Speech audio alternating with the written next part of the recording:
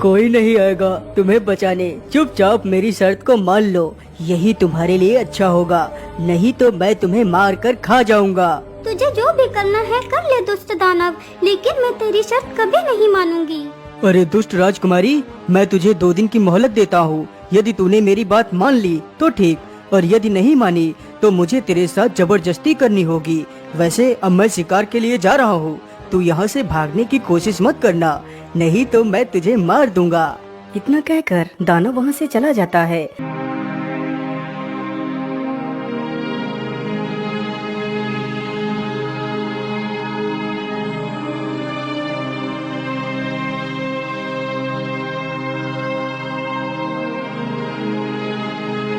गुलाब परी, मैं भी आपके साथ पृथ्वी लोक पर चलूंगी। मुझे भी वहाँ की सुंदरता को देखना है।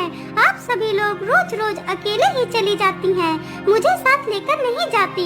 आज तो मैं भी आपके साथ ही चलूंगी। नहीं राजकुमारी, तुम अभी बहुत छोटी हो, पहले तुम बड़ी हो जाओ फिर मेरे साथ चलना। नहीं नहीं, मैं भी आपके साथ चलूंगी। मुझे लगता है राजकुमारी ऐसे नहीं मानेगी, मुझे इसकी खबर रानी परी को देनी होगी। अच्छा ठीक है, मैं तुम्हें अपने साथ जरूर ले चलूंगी। उससे पहले मुझे रानी परी से अनुमति लेनी होगी। चलो मेरे साथ रानी परी के पास।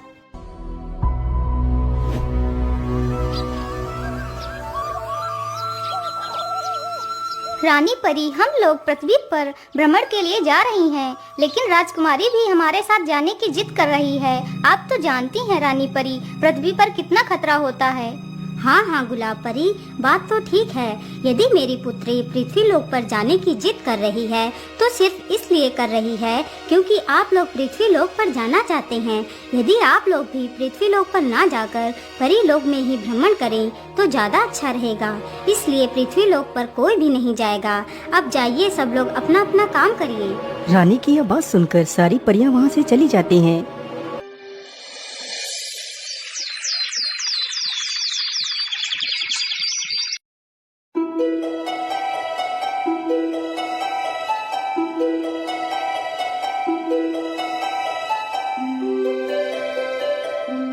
अरे बहन, क्या अब हम लोग कभी भी पृथ्वी लोक पर नहीं जा पाएंगे?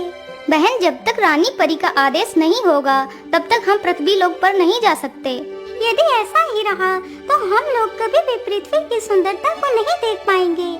हाँ, तुम एकदम ठीक कह रही हो। यदि हम रानी परी के आदेश की प्रतीक्षा करेंगी तो हम कभी भी पृथ्वी पर घूम नहीं पाएंगी। हम ऐसा करते हैं, रानी परी को बताए बिना ही पृथ्वी लोक पर जाएंगे। इस प्रकार सारी परियों ने योजना बनाई और रानी परी को बताए बिना ही पृथ्वी लोक के लिए निकल पड़ती हैं। अरे गुलाब परी, जरा इधर देखो, कितना सुंदर झरना है। चलो इस झरने में स्नान करते हैं। इतना बोलकर सारी परियां झरने के पास उतरती हैं और नदी में स्नान करती हैं।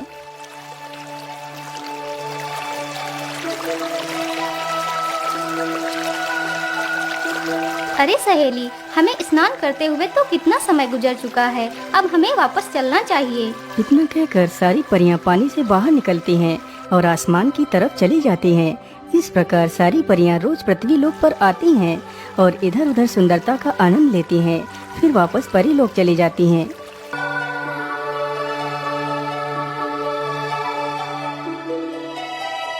अच्छा, तो इसका मतलब सारी परियां मुझसे और मेरी माँ से छिपकर पृथ्वी लोक पर जाती हैं। अब चाहे कुछ भी हो जाए, मैं कल जरूर पृथ्वी लोक पर जाऊंगी।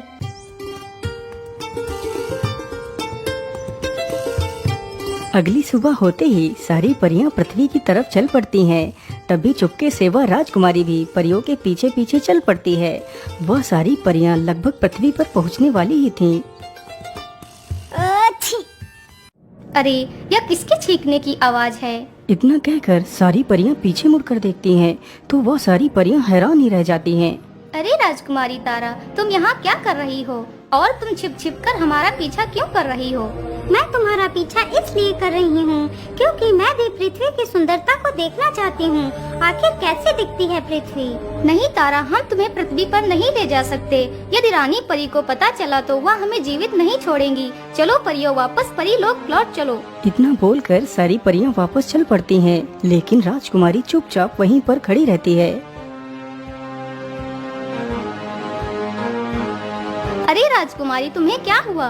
तुम हमारे साथ वापस क्यों नहीं चल रही? नहीं गुलाब परी, मैं तुम्हारे साथ नहीं जाऊंगी। आज तो मैं पृथ्वी पर घूमने जरूर जाऊंगी। तुम्हें जाना है वापस तो जाओ, मैं नहीं जाऊंगी। राजकुमारी के मुख से यह बात सुनकर सारी परियां हैरान ही रह जाती हैं। अब तो वह सारी परियां और भी ज्यादा दुविधा में पड़ जाती हैं। यदि वह राजकुमारी को लिए बिना वापस जाएं, तो रानी परी के कहर से उन्हें कोई नहीं बचा पाएगा। राजकुमारी, तुम जिद ना करो, वापस लौट चलो। परियों के बार बार बोलने पर भी राजकुमारी अपनी जिद नहीं छोड़ती। अच्छा ठीक है, हम तुम्हें पृथ्वी पर ले चलेंगे, लेकिन सिर्फ कुछ क्षणों के लिए। फिर तुम्हें मेरे साथ वापस परीलोक लौट आना होगा। हाँ हाँ ठीक है, मुझे मंजूर है। इतना कहकर सारी परियां पृथ्वी की तरफ बढ़ती हैं। वह सारी परियां पृथ्वी पर पहुंच जाती हैं और अपने पंखों को गायब कर एक साधारण स्त्री बन जाती हैं। अरे वाह, वाकई ये पृथ्वी तो कितनी सुंदर है। मन तो करता है मैं यहीं पर बैठकर इसकी सुंदरता देखती रहूं।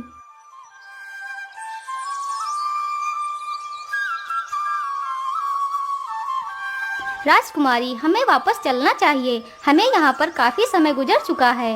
अरे गुलाब परी, आप इतनी जल्दी में क्यों हैं? आप चिंता ना करिए, मुझे कुछ नहीं होगा। हम लोग अभी तो आए हैं।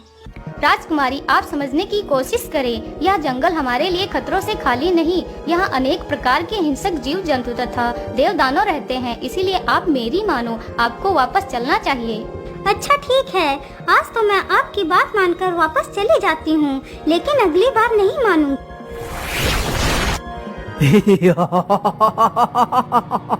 दानव के प्रकट होते ही सारी परियां भाग खड़ी होती हैं और इधर उधर छिप जाती हैं। लेकिन राजकुमारी बहुत ज्यादा डर जाती है, जिसकी वजह से वह अपने स्थान से हिल भी नहीं पाती। अरे वाह, तुम तो कितनी सौंदर्यवान हो। तुम तो मेरी पत्नी बनने के लायक हो। दानव की यह बात सुनकर राजकुमारी बेहोश होकर वहीं पर गिर पड़ती है। तभी दानव अपना हाथ लंबा करता है और राजकुमारी को स्पर्श करता है। तभी वह दोनों वहां से गायब हो जाते हैं। हे भगवान, अब मैं क्या करूंगी? यह दानव तो राजकुमारी को लेकर गायब हो गया। अब मैं रानी परी को क्या जवाब दूंगी? इतना कहकर गुलाब परी बाहर आती है और तभी सारी परियां भी निकल आती हैं। अरे गुलाब परी, अब हम क्या करेंगे? राजकुमारी को कहाँ ढूंढेंगे? यदि राजकुमारी नहीं मिली तो रानी परी हम सबके जान ले लेगी।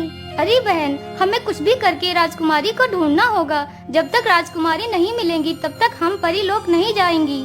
लेकिन गुलाब परी, हम राजकुमारी को ढूंढेंगे कैसे? यह जंगल तो हमारे लिए नया है। मैं तो कहती हूँ हमें किसी मनुष्य की मदद लेनी चाहिए, जो कि वीर और बुद्धिमान हो, जो इन जंगलों से भली भांति परिचित हो।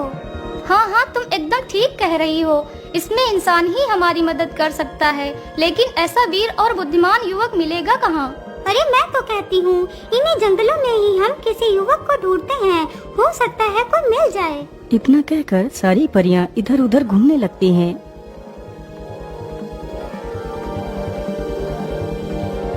हे भगवान, धीरे धीरे इस जंगल की सारी लकड़ियां खत्म हो जा रही है। अब तो मैं अपना और अपनी बूढ़ी माँ का गुजारा कैसे करूँगा? मेरी उम्र के तो सारे लोग शहर को चले गए, एक मैं ही बचा हूँ यहाँ। आज मैं भी माँ से बात करके शहर चला जाऊँगा। अरे युवक, मेरी बात सुनो, मेरी मदद करो। अरे ये किसकी आवाज है? इतना कहकर वह पीछे मुड़कर देखता है तो सामने वही गुलाब परी खड़ी होती है। अरे राम राम राम, ये तो एक परी है। कहीं मैं कोई सपना तो नहीं देख रहा? नहीं युवक, तुम कोई सपना नहीं देख रहे, यही हकीकत है। लेकिन तुम तो एक परी हो, और एक परी की सहायता भला एक साधारण इंसान कैसे कर सकता है? युवक, मैं परी लोक से आई हूँ। फिर वह परी अपनी सारी कहानी उस युवक को बताती है। वैसे तुम कौन हो युवक, और तुम इस जंगल में क्या कर रहे हो? परी जी, मेरा नाम प्रकाश है और मैं एक लकड़हारा हूँ। मैं रोज जंगल में लकड़ियाँ काटता हूँ और उन्हें बेचकर अपना गुजारा करता हूँ। लेकिन अब आप चिंता न करें, मैं आपकी राजकुमारी को कुछ भी नहीं होने दूंगा। मैं जानता हूँ कि वो दुष्ट दानव कहाँ पर रहता है। आप लोग मेरी प्रतीक्षा इसी स्थान पर करना, मैं जल्दी ही लौट कर आऊँगा। इतना कहकर प्रकाश वहाँ से चल पड़ता है।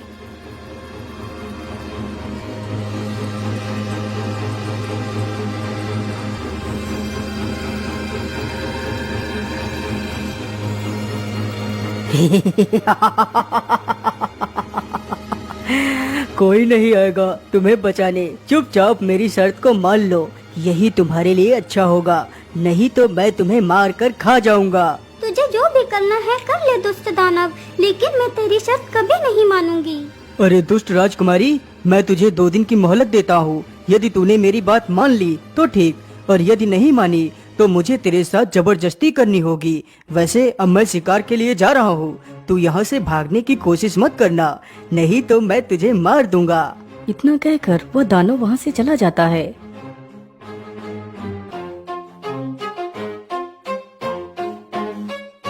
प्रकाश चलते चलते एक नदी के किनारे पर पहुँचता है, जहाँ पर एक गुफा थी। हाँ, मैंने पिछली बार उस दानव को इसी गुफा में जाते हुए देखा था, लेकिन आज तो इस गुफा के द्वार पर एक बड़ा सा पत्थर लगा हुआ है। कहीं ऐसा तो नहीं वो दानव गुफा से बाहर गया हो और राजकुमारी को उस गुफा में बंद करके चला गया हो, ताकि राजकुमारी गुफा से बाहर न जा सके। हाँ, जरूर ऐसा ही होगा। चलो जल्दी से इस पत्थर को हटाने की कोशिश करता हूँ। इतना सोचकर प्रकाश उस पत्थर के पास जाता है और उसे हटाने की कोशिश करता है। ये पत्थर तो कितना भारी है, लेकिन वैसे भी मैं इतनी जगह में से ही तो आराम से जा सकता हूँ। चलो अंदर चलता हूँ। इतना कहकर वह गुफा के भीतर घुस जाता है।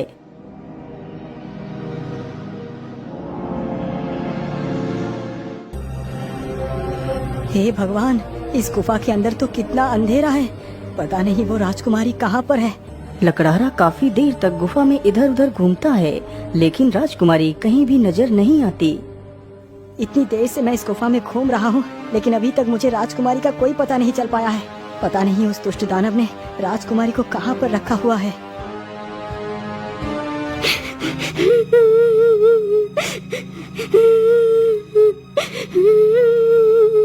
अरे ये रोने की आवाज किसकी है? कहीं ये आवाज उस राजकुमारी की ही तो नहीं है? हाँ, ये आवाज राजकुमारी की ही है। फिर प्रकाश उसी ओर को बढ़ता है जिस ओर से वह आवाज आ रही थी। लकड़हारा कुछ ही दूर पर गया था तो देखता है कि सामने ही राजकुमारी बैठकर रो रही है।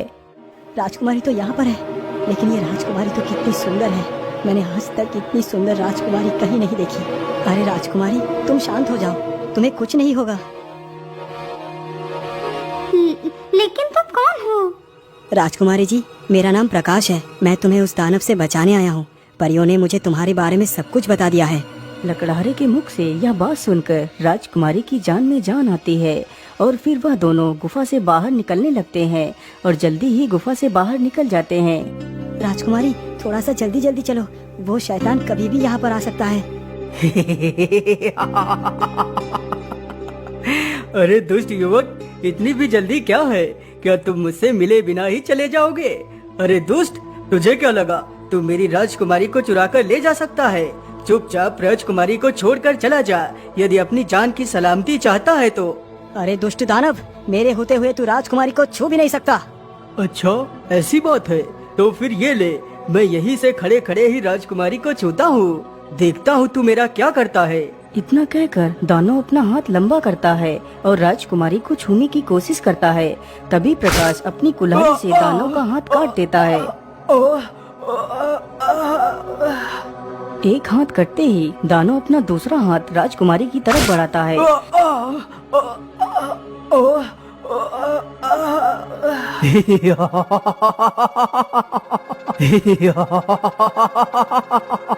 अरे ये क्या? मैंने इस दानव के दोनों हाथ काट दिए हैं, फिर भी ये दानव रोने की जगह हंस रहा है। आखिर ये कैसा दानव है? लकड़हारा इतना कह ही रहा था कि तभी दानव के दोनों हाथ हवा में उड़ते हैं और फिर से दानव के शरीर से जुड़ जाते हैं। यह देखकर प्रकाश काफी ज्यादा हैरान रह जाता है। प्रकाश, ये दानव ऐसे नहीं मरेगा, क्योंकि इसके प्राण इसके शरीर में है ही नहीं। इसके प्राण तो उस तोते के भीतर हैं। लेकिन राजकुमारी, वो तोता कहाँ है? वह तोता इस गुफा के भीतर ही एक पिंजरे में बंद है। तुम जल्दी से जाकर उस तोते को खत्म कर दो, तो यह शैतान भी मर जाएगा। इतना सुनते ही लकड़हारा गुफा की तरफ भागता है और गुफा में घुस जाता है। पीछे से वह शैतान भी गुफा की तरफ भागता है। प्रकाश तो उस छोटी सी जगह से आसानी से घुस जाता है, लेकिन राक्षस उस पत्थर को हटाने लगता है। जब तक वह पत्थर हटाता है तब तक लकड़हारा उस तोते के पास पहुंच जाता है और जल्दी ही उस पिंजरे से उस तोते को बाहर निकाल लेता है। अरे युवक, तुम्हें मुझे मार कर क्या मिलेगा? तुम मुझे मत मारो। मैं तुम्हें इतना सारा खजाना दूंगा कि तुमने अपने संपूर्ण जीवन में नहीं देखा होगा, और मैं राजकुमारी को भी कुछ नहीं करूंगा। शैतान लकड़हारे के सामने गिड़गिड़ाता है, लेकिन लकड़हारा उसकी एक बात भी नहीं सुनता और तोते की गर्दन को मरोड़ देता है। यह देखकर राजकुमारी प्रकाश के गले लग जाती है। अब तो राजकुमारी लकड़हारे की वीरता पर मोह हो जाती है और लकड़हारा भी राजकुमारी की सुंदरता में डूब जाता है।